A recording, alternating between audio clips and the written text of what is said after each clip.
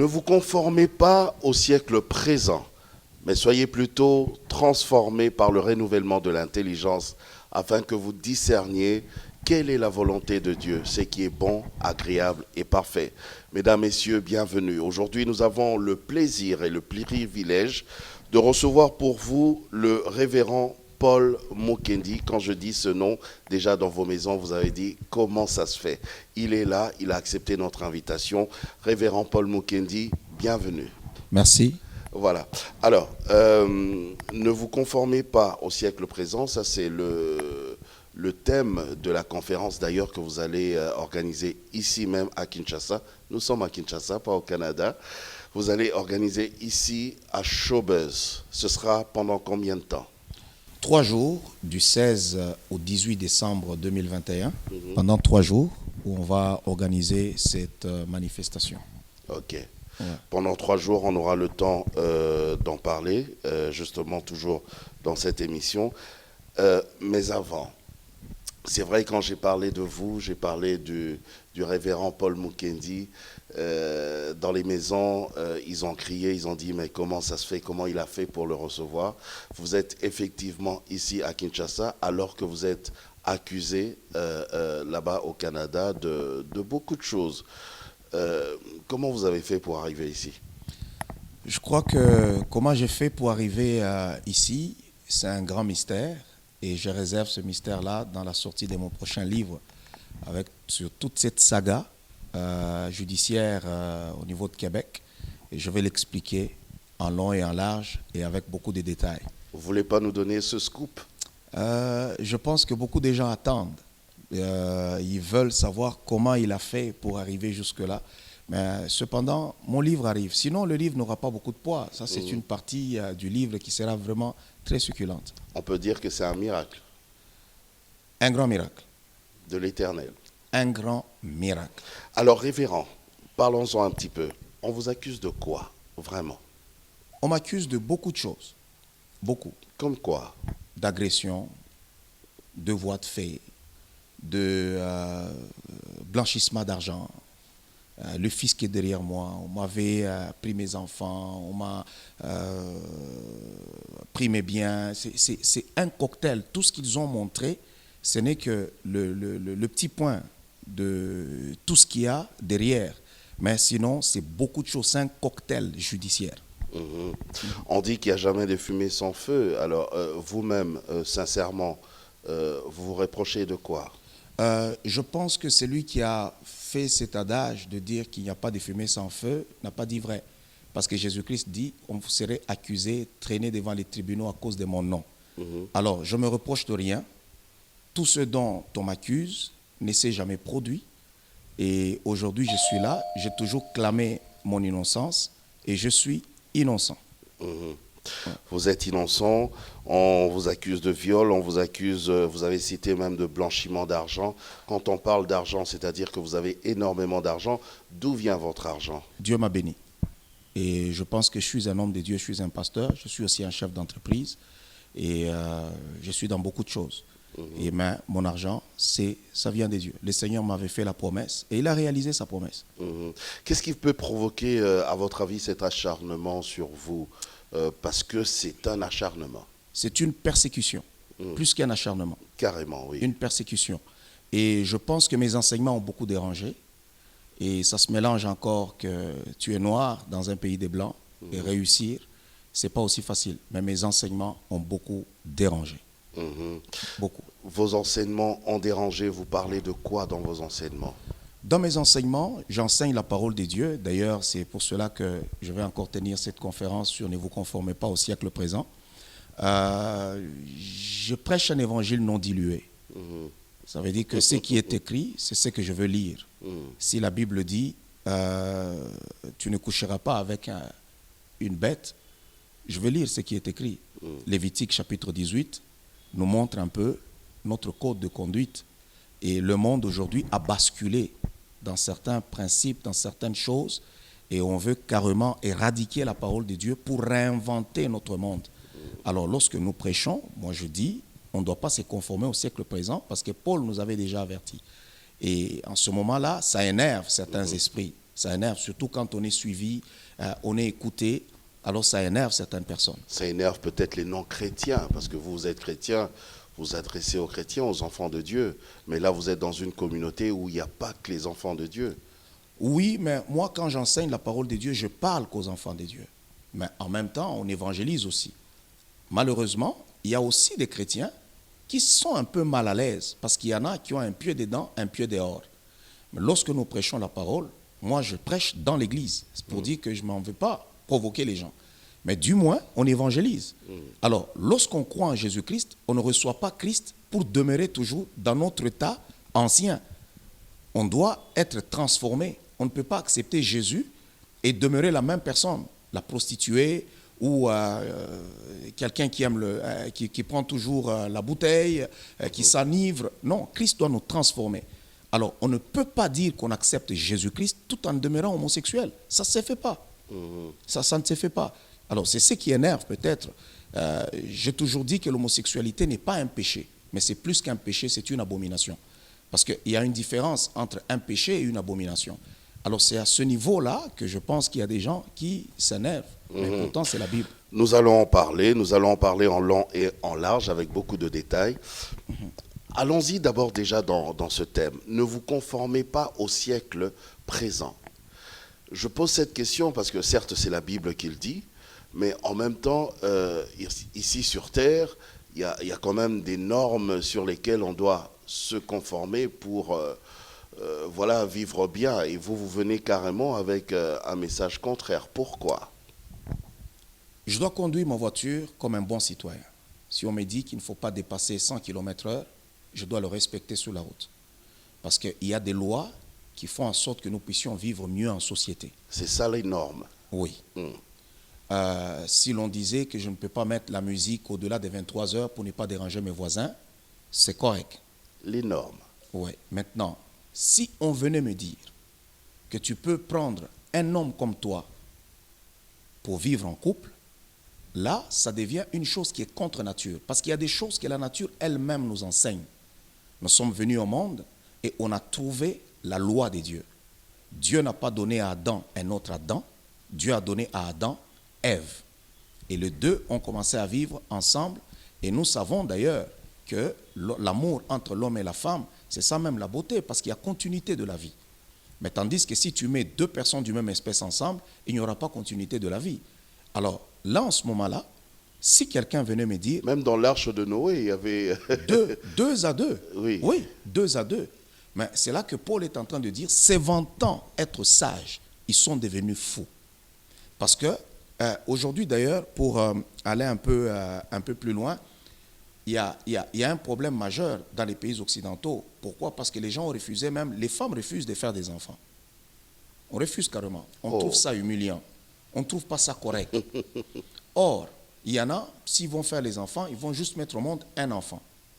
Et il y a un problème, c'est que il n'y a plus de gens de main-d'œuvre pour aller travailler. Si nous sommes deux, et parce que que nous la mettons, population vieillit. Hein? oui, nous mettons au monde juste un seul enfant, ça veut dire qu'on n'a pas ajouté, on a retranché. Pour qu'il y ait augmentation, il faut qu'on en fasse au moins 3. Celui qui fait 2 enfants n'ajoute pas, il a juste remplacé papa et maman. Maintenant, pour qu'il y ait augmentation, il faut qu'il y ait un 3e. Alors, refuser de faire les enfants, ce n'est pas quelque chose de sage. Alors, tout ça, ça fait partie de ce que j'appelle ne vous conformez pas au siècle présent. Alors, il y a beaucoup de problèmes qui sont dans notre siècle. La position des enfants aujourd'hui, des enfants qui sont devenus des enfants rois. Regardez même dans les films. Des enfants rois, oui. Des enfants rois. Il y en a beaucoup, oui. Ouais, regardez même dans les films. Vous ne trouverez plus de films où vous voyez les parents qui parlent aux enfants et les enfants obéissent. C'est des parents qui courent derrière les enfants, qui supplient les enfants et les enfants qui insultent les parents. Alors, comment est-ce qu'on en est arrivé là? C'est la question qu'il faut se poser. Moi, je réponds maintenant. C'est le siècle présent. Alors, en tant qu'enfant de Dieu, l'ennemi de notre futur avec Dieu, c'est le siècle présent. Alors, si vous ne voulez pas, si vous voulez renoncer à la puissance du siècle à venir, et même à la gloire de vivre avec le Seigneur Jésus-Christ, il faut tout simplement embrasser le siècle présent. Et là, c'est fini. Mhm. Ouais. Apparemment, il y a beaucoup de choses qui ne sont pas conformes par rapport à l'entendement du révérend Paul Mukendi ou qui ne sont pas conformes juste par rapport à la parole de Dieu. Pas par rapport à l'entendement du révérend Paul Mukendi, parce que ce que je dis est écrit. Ce que je défends, ce que je prêche est écrit. C'est la parole de Dieu. C'est la parole de Dieu. Mm. Écoutez, qu'est-ce qu'on fera avec Lévitique qui nous dit tu ne coucheras pas avec un homme comme on couche avec une femme. Mhm. C'est la Bible, ce n'est pas moi. Alors, je dis ceci. Si Dieu doit permettre aux gens de demeurer homosexuels et de venir toujours adorer dans leur état dans l'église, devra demander pardon aux gens de Sodome et Gomorrhe. Parce qu'il les avait brûlés. Mm. Et pourtant, aujourd'hui, ils changent. Ils commencent encore à les accepter. Ça veut dire que Dieu a compris que j'avais commis une erreur. Or, Dieu ne peut pas commettre d'erreur. Il ne peut pas commettre d'erreur. S'il a brûlé hier les gens de Sodome et Gomorrhe, ça veut dire qu'aujourd'hui aussi, le Seigneur ne peut pas accepter qu'on puisse l'adorer tout en demeurant homosexuel. Il faut renoncer aux œuvres mortes. J'ai vu quelqu'un qui a expliqué ça autrement, ce même passage. Ne couchez pas avec un homme tel qu'on couche avec une femme. Il a expliqué autrement. Il a dit, c'est-à-dire qu'il y a d'autres systèmes pour lesquels on peut coucher avec un homme. Je pense que c'est un hérétique, c'est tout simplement quelqu'un de possédé. Il n'a pas l'esprit de Dieu. Je pense que Carrément. Quand on parle de coucher, on sait tous qu'est-ce que ça signifie. Et on n'a pas besoin d'une interprétation particulière là. Non, on n'en a pas besoin. C'est clair comme de l'eau de roche. Tu ne coucheras pas avec une bête. Ça veut dire que quelle pratique il y a à coucher. Quand on dit tu ne découvriras pas la nudité de ta fille ou c'est pas de ta belle-fille, il n'y a pas d'explication là-dessus. Il y a des versets qui s'expliquent tout seuls. Donc la vérité dans la bouche du diable, c'est un mensonge. Donc pour moi, j'accepte ce que la Bible me dit et tu ne coucheras pas avec un homme comme on couche avec une femme. Maintenant, le siècle présent veut nous dire que non, tu peux ressentir aussi de l'attirance avec une personne du même sexe que toi. Or, nous avons même étudié en physique que deux corps opposés s'attirent. Mais quand les corps ne sont pas opposés, ça ne s'attire pas. Même en physique. Même en physique, on l'a étudié. Ça, même chez les animaux. Donc, ça veut dire que comment, je me pose toujours la question, vous pouvez m'enfermer pendant un siècle avec un mâle, avec un homme. Comment je pourrais avoir des désirs pour cet homme-là? Comment est-ce possible? Il peut se promener même tout nu, faire tout ce qu'il peut. Mais ce n'est pas possible. Il faut qu'on active la mauvaise chose chez une personne. Et c'est des démons qui font ce travail. Il y a des gens qui expliquent que en grandissant, c'est là qu'ils ont compris qu'ils avaient beaucoup plus d'attirance pour... quand c'est un homme, il avait beaucoup plus d'attirance pour les hommes. Et quand c'est une femme, elle a remarqué qu'elle a compris qu'elle avait beaucoup plus d'attirance pour les femmes. C'est du n'importe quoi. Il y a même des psychiatres, des psychologues qui expliquent ça. C'est du n'importe quoi, c'est tout simplement de la perversion. C'est de la perversion. C'est pour ça qu'on vous traite de radical. Non, il y a sur certains points, on peut être radical.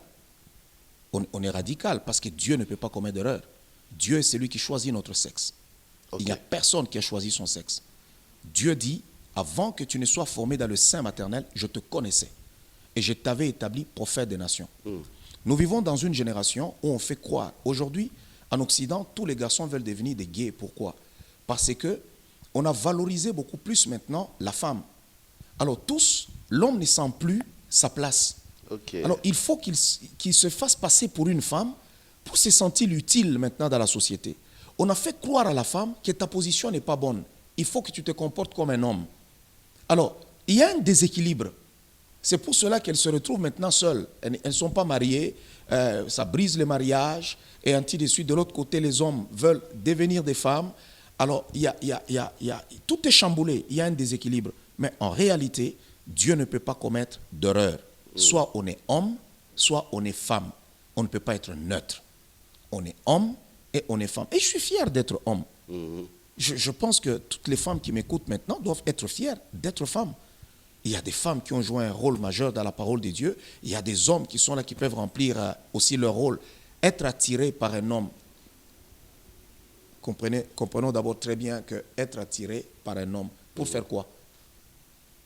Vous pouvez vous aimer jusqu'à l'infini. Être attiré par le même sexe que soi. Oui. Donc, je parle par un homme parce que je suis un homme. Voilà. Ok. Ça va ajouter quoi? Parce qu'on ne pourra jamais avoir d'enfants. Jamais. Est-ce que l'objectif, c'est avoir les enfants? Mais oui. Mais oui. Parce que lorsque nous nous marions, c'est quoi l'objectif? De s'aimer, c'est tout. Non. La Bible dit, Dieu les bénit et leur dit, soyez féconds, multipliez et remplissez la terre. Amen. Maintenant, si tous maintenant, on commence à aimer des gens du même sexe que nous, mais comment est-ce que la terre va se remplir?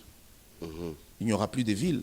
Alors, ce message, c'est un message évidemment adressé aux chrétiens, aux enfants de Dieu. Les autres, donc, à la limite, on peut s'en passer, on s'en fout, non? Ils n'ont qu'à vivre tel qu'ils veulent. S'ils veulent, ils choisissent de vivre comme des animaux, c'est leur choix. Mais du moins, nous, en tant qu'enfants de Dieu, nous avons notre code de conduite.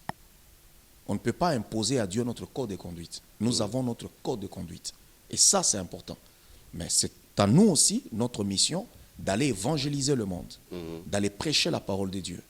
Est-ce en prêchant, nous allons empêcher à l'homosexualité ou bien à certaines valeurs de ne plus s'exécuter? Non. On ne peut pas. Jésus-Christ l'avait déjà prédit, que ce qui était arrivé au temps de Noé, au temps de Sodome et Gomorrhe, arrivera aussi au temps avant le retour du Fils de l'homme. Donc ça veut dire que ce sont des choses qui doivent arriver. Mais comment le chrétien, comment l'enfant de Dieu devra-t-il se comporter dans un monde chaotique, dans un monde où on a bafoué la parole de Dieu? Comment devrons-nous nous tenir? C'est là le grand problème. Alors, il y a un autre problème, révérend, c'est que ce que vous évoquez, malheureusement, triste nouvelle, hein, on commence à le retrouver aussi maintenant dans l'Église parmi les enfants de Dieu. Qu'est-ce qui se passe? C'est parce que il y a d'abord, ce sont des points que je vais exploiter. Vous allez voir que la communauté homosexuelle marche avec beaucoup d'intimidation et de menaces. Si tu n'acceptes pas l'homosexualité, tu es homophobe. Oui. Automatiquement. Là, c'est chez vous, au Canada, en Europe, partout. Ouais. Chez nous, à la limite... ouais, non, c'est homophobe. Ne vous en faites pas, ça va arriver. Ouais, les autres aussi disaient la même chose. Ça va arriver. Pourquoi? Ce sont des choses qui commencent petit à petit. C'est petit à petit, et puis quelqu'un est en position de force, il devient un chef d'entreprise, il impose certaines choses aux gens, et il va aller se plaindre devant le Parlement, par exemple, pour dire que non, nos droits sont bafoués, et puis les lois sont votées, et une fois que la loi est votée, c'est fini. Donc, il marche avec beaucoup d'intimidation. Aujourd'hui, ils vont fermer ton compte Facebook, ils vont te menacer, on peut...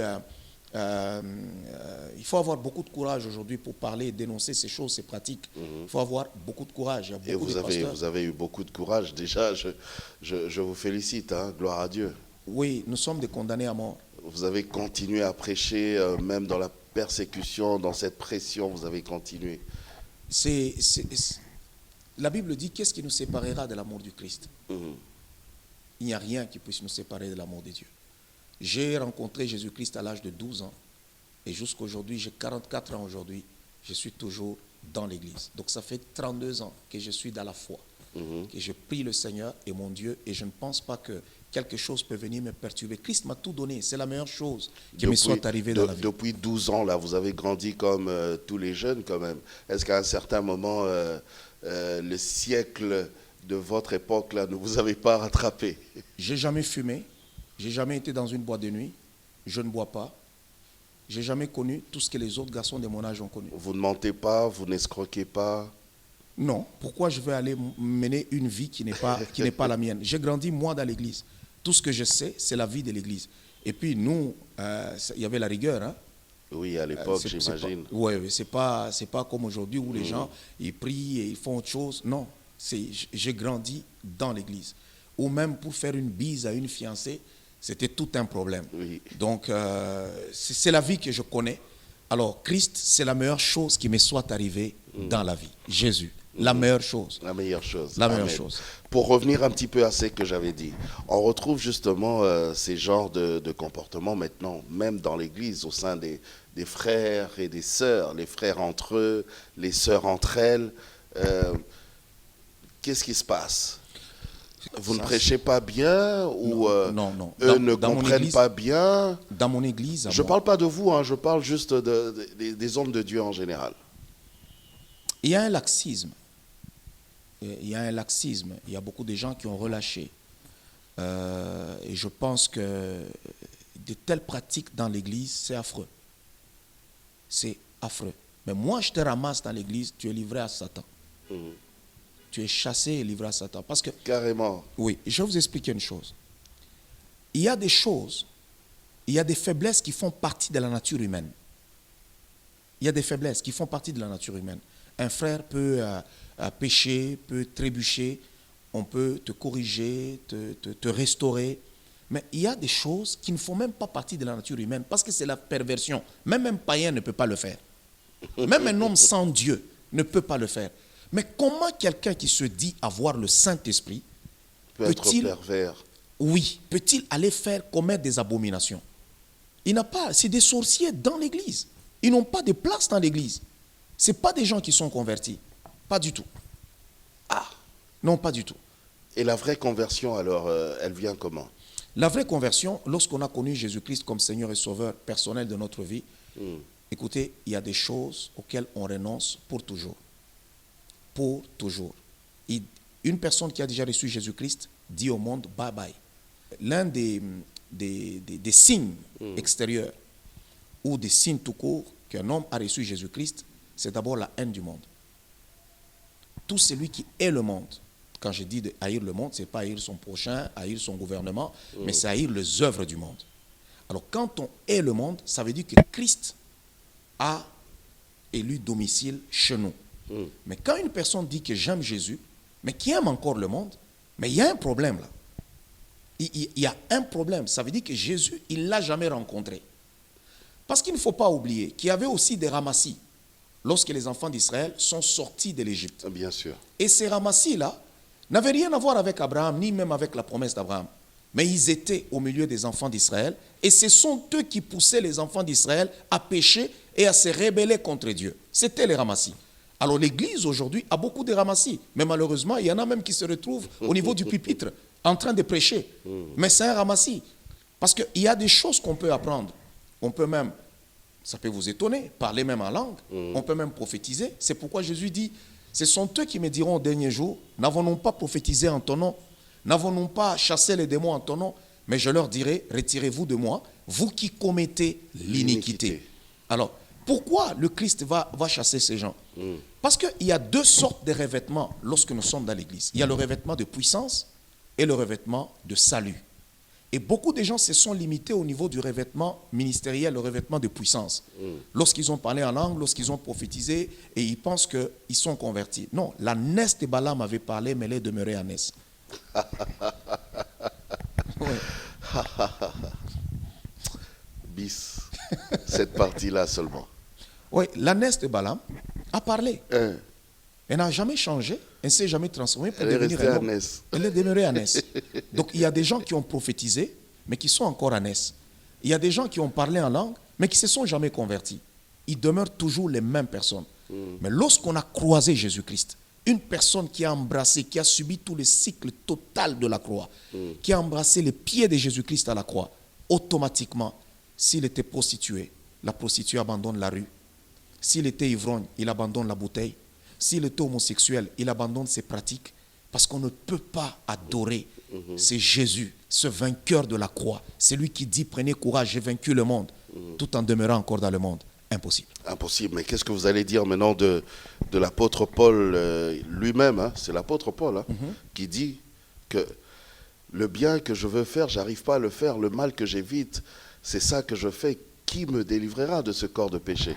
C'est comme s'il y avait une lutte à l'intérieur même de l'homme. C'est ce que je suis en train de dire. Et je le dis tout à l'heure. Je dis il y a des faiblesses qui font partie de la nature humaine. Il y a des faiblesses.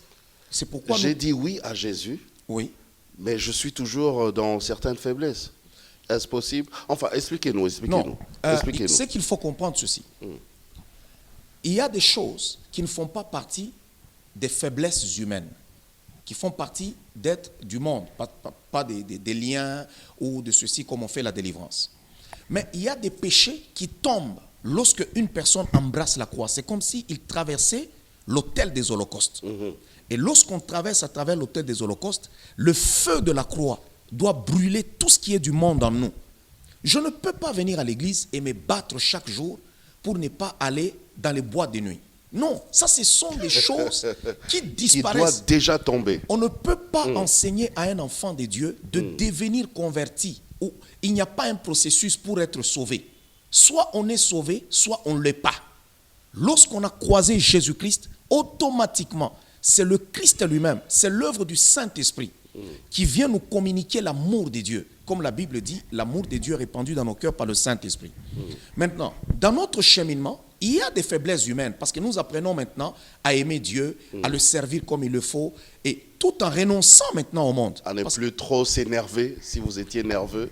Oui, on apprend toutes ces choses-là parce qu'on n'est pas parfait. Mais du moins, il y a des choses qu'on ne peut pas faire lorsqu'on est Les converti. grandes choses doivent tomber directement. Il y a des choses qui tombent automatiquement. Il y a des choses, on ne t'enseignera même pas. Non, on ne peut pas t'enseigner. C'est là que Paul dit, il va plus loin, il dit, est-ce la nature elle-même ne vous enseigne-t-elle pas? Il y a des choses qu'on ne peut pas enseigner. Je pense que nous venons au monde dans un Observez seulement la nature. système. Tu observes. puis, Tu te dis, non, moi aussi, j'entre dedans. uh-huh. Un enfant de Dieu apprend à aimer automatiquement. On ne peut pas se dire qu'on est enfant de Dieu, mais on n'a pas l'amour de Dieu. Non. Ça veut dire qu'il y a des choses qu'on ne force pas. C'est pourquoi même les païens eux-mêmes, quand tu fais une bêtise, te disent, mais toi tu dis que tu es pasteur, toi tu dis que tu es enfant de Dieu. Parce que même le monde connaît que nous avons une autre sémence. Ok. Même le monde le sait. Il te dira, mais toi tu vas à l'église. Parce qu'ils savent que nous, on ne fait pas du mal aux gens, que nous, on ne fait pas ceci, mais d'où vient que je peux me convertir et me cacher derrière le verset de Romains, chapitre 7, en disant, non, misérable que je suis, qui me délivrera? Non, qui me délivrera? Pourtant, il y a le chapitre 8 qui continue. Voilà. Qui commence même que par il n'y a donc aucune condamnation pour ceux qui sont en Christ. Pour ceux qui sont en Jésus-Christ. En Jésus-Christ. Or, ce n'est pas de ça que Paul est en train de parler. Paul explique beaucoup plus la loi du péché qui est engendrée par la loi, qui était dans son corps, dans ses membres. Mais il ne parle pas ici de l'homosexuel, il ne parle pas ici d'un meurtrier. Imaginez-vous quelqu'un qui vient à l'église, lui c'est un tueur à gages. Il vous dit non, je dois subir tout le processus pour être converti. Non, non. Et souvent ces problèmes, nous l'avons seulement avec les gens qui veulent être dans l'homosexualité. La prostituée, dès qu'elle rencontre le Seigneur, elle veut abandonner la rue. L'ivrogne sait que je dois abandonner la bouteille. Mais l'homosexuel veut nous imposer à venir adorer Dieu dans son état. Dans son état. Ouais, on doit m'accepter comme ça. Donc là, il y a un problème quand même. Non, non, non. C'est pas un problème psychologique Je ou pense un problème de société ou d'éducation. éducation. Aidez-nous à comprendre. Éducation, Oui. non. Parce qu'ils le savent. Psychologique. Ils le savent eux-mêmes et je pense que là où ils sont... Parce que vous l'avez dit, un ivrogne ne nous impose pas de venir à l'église dans son état d'ivrogne. Ouais. Mais pourquoi c'est seulement l'homosexuel qui veut nous imposer à venir dans l'église dans son état d'homosexuel? Parce que l'homosexualité, c'est un doigt d'honneur à Dieu. Ok. L'homosexualité, c'est vraiment un doigt d'honneur qu'on fait à Dieu. Le diable, vous savez, l'amour entre l'homme et la femme, c'est la beauté. C'est poétique. Ouais. Quand Dieu l'a créé, l'homme et la femme, Dieu dit que cela était très bon. Vous comprenez? Dieu vit que cela était très bon. Alors, pour pervertir, énerver Dieu, parce que Dieu a créé l'homme à son image, qu'est-ce que Satan fait? Il change les choses pour qu'il y ait des choses contre nature. Alors, en quelque sorte, il dit à Dieu maintenant, tu vois l'homme que tu as créé à ton image. Regarde ce qu'il est en train de faire. Il ne te respecte même pas. Ouais, tu as échoué. Hein? C'est pourquoi Dieu a brûlé Sodome.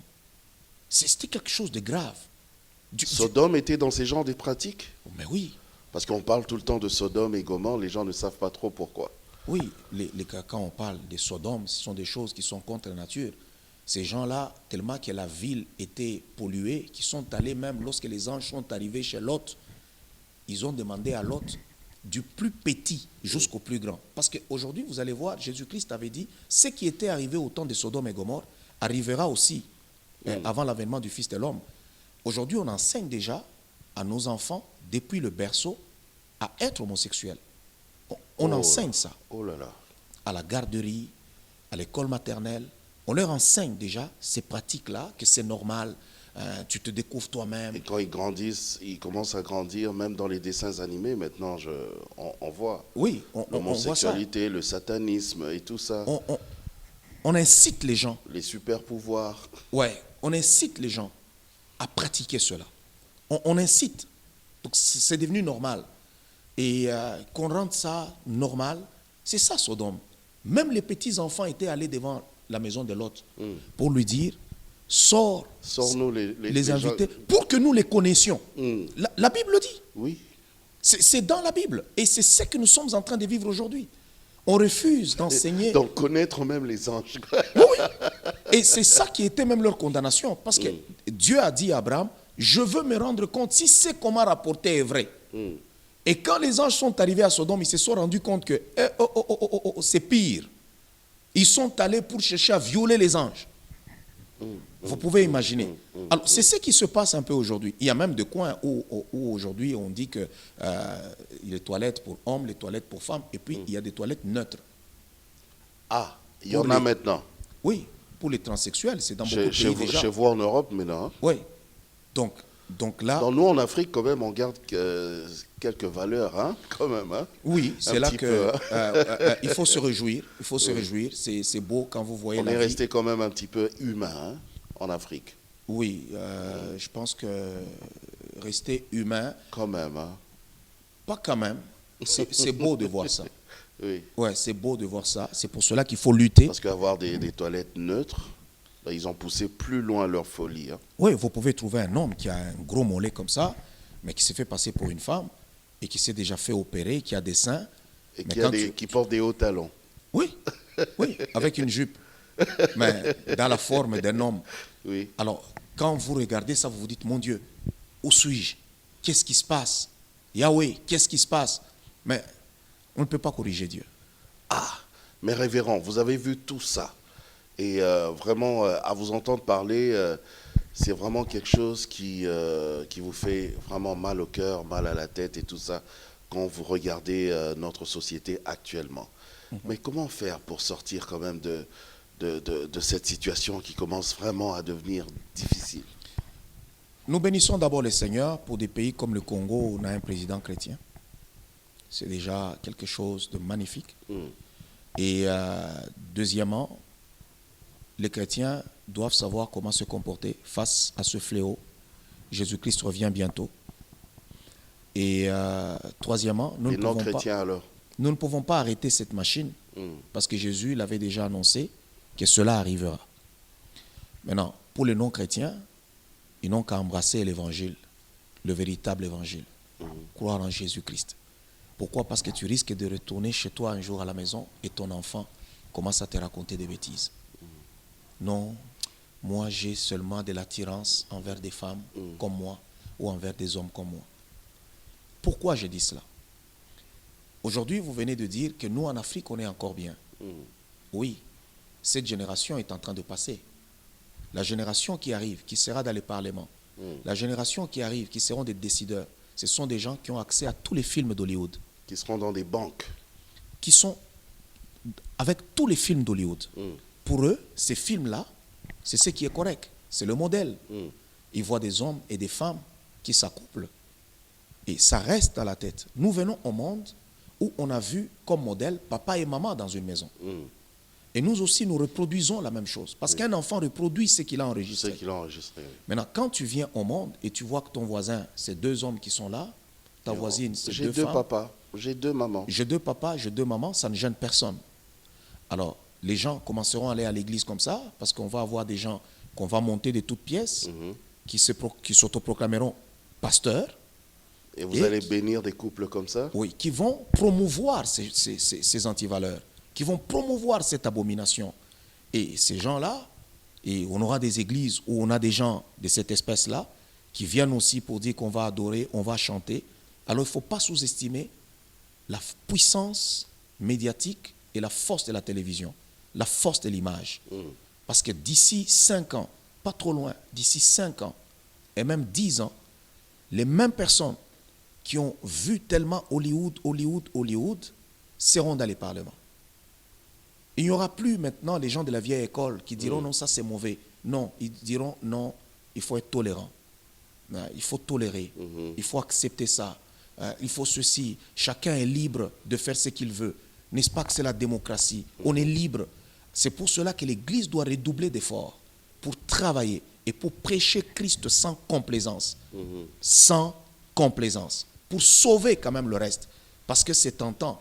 Quand on regarde à la télé, on voit des gens, ils mettent ça, ils maquillent ça comme si quand les femmes s'embrassent entre elles, c'est ce qui est magnifique. C'est beau, c'est ceci. romantique. Et pourtant c'est faux et archi faux. Même Salomon, qui a été vraiment le gars, lui, il a atteint le summum dans ce domaine-là.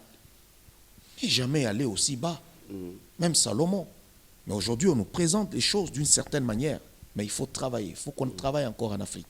Il faut que l'évangile soit prêché pour sauver même le reste. C'est important. Révérend, pour revenir un petit peu à vous, puisque vous parlez bien de ça, je vous prends au mot, vous avez dit il faut que l'évangile soit prêché, il faut parler de cela et tout ça pour sauver les âmes.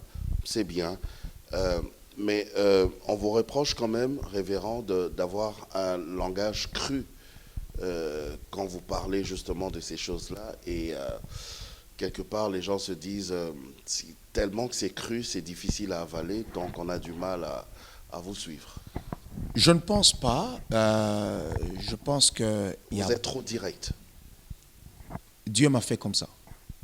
Alors qu'il y a des gens qui ne sont pas prêts à accepter justement ce langage direct et cru. Si on ne m'avait pas prêché d'une manière directe que Jésus-Christ est le sauveur du monde et qu'on cherchait les chemins qui sont un peu détournés pour me faire comprendre que celui qui était mort sur le bois du calvaire était le Fils de Dieu réellement, je ne serais pas sauvé aujourd'hui. Vous avez accepté déjà depuis 12 ans. Ouais. Vous aviez 12 ans à l'époque. Ouais. Et je peux même le dire, il y a des gens qui peuvent le témoigner. J'ai des gens qui appellent, il y a quelqu'un qui disait même que non, quand j'écoutais les messages que cet homme prêchait, il était dans l'homosexualité, il dit je m'étais juré de lui pourrir la vie. Oh. Il dit je m'étais juré de lui pourrir vraiment la vie. Il dit j'ai mis en marche sur les YouTube, sur des choses, tout ça pour lui pourrir la vie. Et lorsque le Seigneur l'a touché, la personne a dit non. C'est à cause de vos messages. Parce que ça reste à la tête. Hein. Okay. Hein, ça reste. Quand on te dit que les voleurs n'hériteront pas le royaume de Dieu, tu peux faire semblant. Mais ça reste dans ta tête. Ça reste. Ouais. Dieu a besoin des gens qui peuvent marcher pour lui dans notre génération. Il a besoin des hommes qui peuvent parler d'une manière directe. L'évangile, on ne peut pas prêcher l'évangile avec diplomatie. Non. L'évangile est clair. C'est clair, c'est net et ça doit être précis. Quand on prêche Christ, on doit les transmettre comme il le faut. Il y a certains sujets. Si on veut être camarade, on veut être ceci, on doit y aller avec beaucoup de diplomatie, de souplesse. Mais si je dois te présenter Jésus, je ne dirai pas, bon, si je dis que Jésus-Christ est le seul sauveur, bon, qu'est-ce que les musulmans diront? Qu'est-ce que les bouddhistes diront? Bon, il faut utiliser de la diplomatie. Non. Jésus est le seul chemin. Tu es musulman, tu iras en enfer. Tu es bouddhiste, tu iras en enfer. Jésus est le seul chemin. Vous continuez à rester radical. Non, c'est pas le fait d'être radical, c'est la vérité. Je crois en ce que je dis, c'est la vérité. Alors, si on doit commencer à aller par 4 chemins, on va falsifier même la vérité. Okay. On ne peut pas la falsifier. Et les gens, la Bible dit, mes brebis entendent ma voix, elles me suivent parce qu'elles me connaissent. Ceux qui sont des dieux écouteront ce qu'on prêche. Je suis un prédicateur de la justice comme Noé dans ma génération. Mais bien sûr. Alors, toujours par rapport à ce thème, je sais que les détails, aujourd'hui on a juste essayé de survoler, sinon on risque de perdre même l'envie de venir à la conférence. Mais on a juste fait goûter un petit peu ce que sera cette conférence pendant 3 jours à Showbuzz, ici même à Kinshasa. Parlez-nous-en.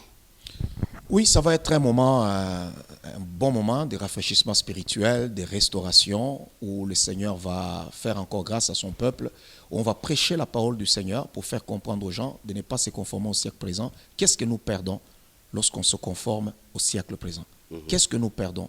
Et qu'est-ce qui se passe? Parce qu'il y a des gens qui ne savent pas ce qui se passe, ils se conforment et puis c'est fini. Et je veux dire aussi aux gens, notre Seigneur bénit, notre Seigneur guérit, notre Seigneur délivre. Et tous ceux-là qui ont des problèmes, qui ont des difficultés sur le plan spirituel, peuvent aussi venir dans ces moments-là pour recevoir des dieux dans cette conférence du 16 au 18 décembre pour vivre encore la puissance du Seigneur dans ces 3 journées-là. Donc le 16, 17 et 18 décembre. 16, 17 et 18 décembre. À quelle heure? C'est à 16h, je pense. 16h. À partir de 16h. Ouais. Donc on doit venir. L'entrée est gratuite? C'est gratuit. Il y a même pour les autres qui n'ont pas de moyens de transport, il y a des bus. Vous allez mettre des bus à la disposition des... Oui, des bus de Transco qui sont à la disposition des gens. Ils peuvent regarder l'itinéraire, quel que soit l'endroit où ils vont se trouver. Ils vont n'a qu'à suivre l'itinéraire et puis prendre le bus et arriver. Ça va les amener et les retourner chez eux. Oh, ben c'est très bien, c'est très bien. C'est très très bien. Révérend Paul Mukendi, moi je vous dis merci, à moins que vous n'ayez un petit mot comme ça de la fin pour qu'on puisse retenir. Non, tout ce que je veux dire aux gens, c'est qu'ils viennent nombreux à cette conférence où je vous attends et nous allons passer un moment extraordinaire dans la présence du Seigneur. Des moments extraordinaires où on va écouter la parole de Dieu qui est prêchée sans complaisance. Et lorsque Christ est prêché dans sa totalité, sans complaisance, il y a toujours la puissance de Dieu qui se manifeste. La guérison, les délivrances et la bénédiction. Parce que le Seigneur accompagne toujours sa parole. C'est tout ce que je peux dire. Révérend, encore une fois, merci de tout cœur. Merci pour ton Jacob. Merci à vous également de nous avoir suivis. On va se retrouver la prochaine fois pour un autre numéro de Dites-moi tout. Mais si vous avez des questions qui sont restées en suspens, n'hésitez pas de nous envoyer vos messages tels que vous le faites via ce numéro de téléphone affiché au bas de vos petits écrans. Portez-vous bien, que Dieu vous bénisse. Au revoir.